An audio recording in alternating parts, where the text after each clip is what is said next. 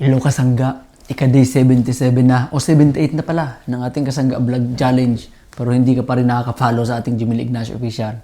Follow ka na kasangga. At kasi kasangga, naniniwala ako kasangga na ang pagninegosyo dito sa ibang bansa ang sagot para makaalis tayo sa ating sitwasyon ng ating kahirapan ng ating buhay, no? Yun yung aking pinaniniwalaan kasangga dahil ang kalaban natin dito yung ating sitwasyon na hindi madali kasangga. Most of the time, puspusan tayong kumayod ng pangkabuhayan kasangga para mabuhay tayo at magkaroon ng magandang buhay dito sa ibang bansa kasangga.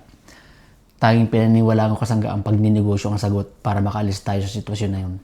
Kaya kasangga, pasok ka na sa ating grupo na KAUPE.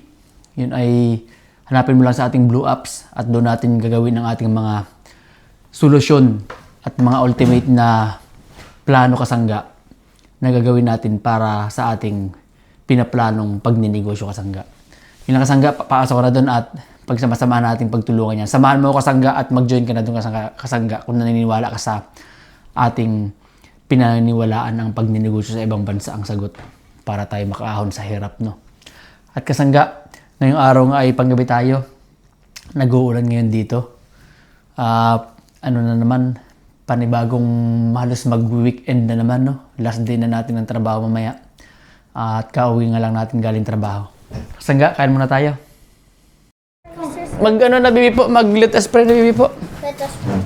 In the name of the Father, and the Son, and the Holy Spirit. Amen. Bless us, O Lord, in this thy gift which we are about to receive from thy bounty. Through Christ our Lord. Amen. In the name of the Father, and the Son, and the Holy Spirit. Amen.